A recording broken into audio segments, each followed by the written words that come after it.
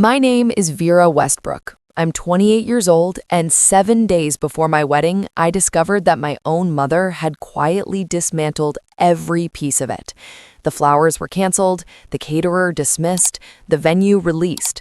And worse, she had called my fiancé and told him I was damaged goods, that marrying me would be the worst mistake of his life.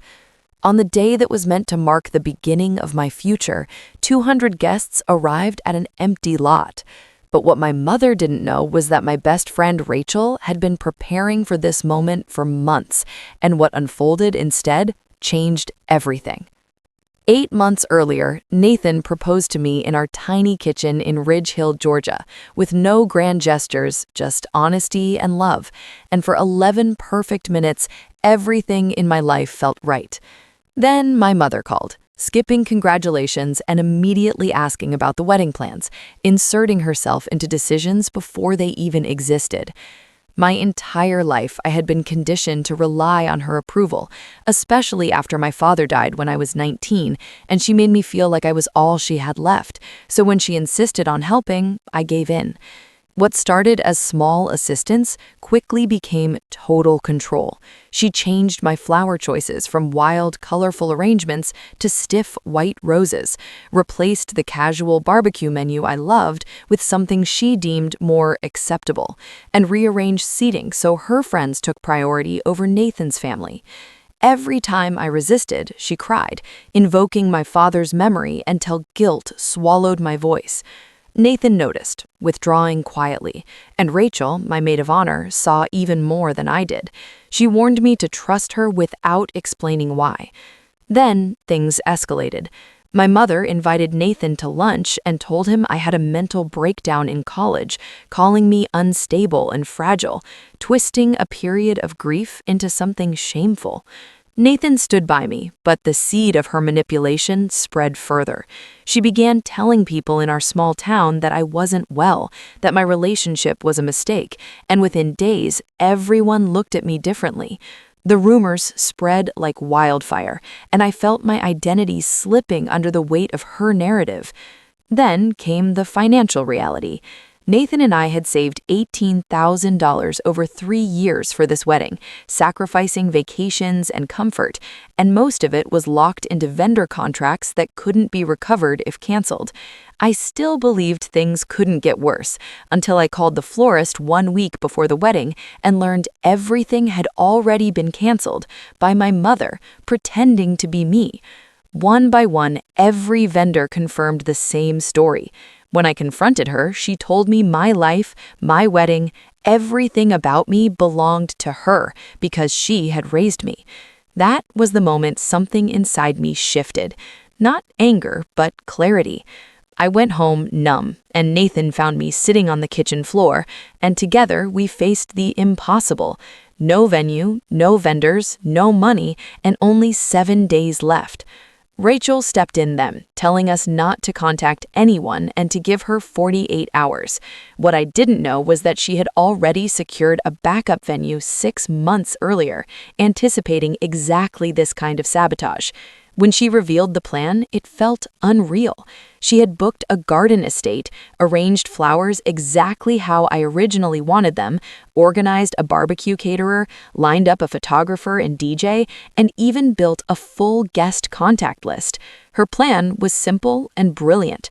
Redirect every guest to the new venue on the wedding day while leaving my mother unaware, ensuring she would arrive at the empty location she had created. I agreed, finally choosing not to engage with my mother at all. In the days leading up to the wedding, my mother escalated her behavior, even showing up at my workplace to publicly imply I was unstable and posting on social media that I was marrying against medical advice. But this time, I didn't respond. I stayed focused on the plan.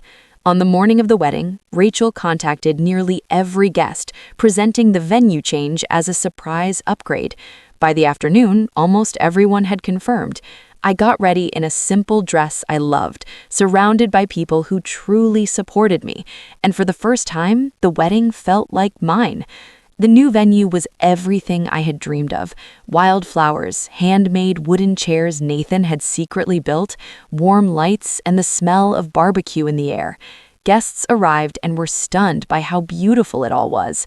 The ceremony was intimate and real, and when Nathan and I exchanged vows, I spoke words I had never been able to say before, that I deserved love without conditions, and that I no longer needed permission to be happy.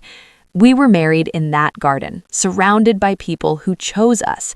Meanwhile, my mother stood in an empty lot, realizing too late that she had lost control.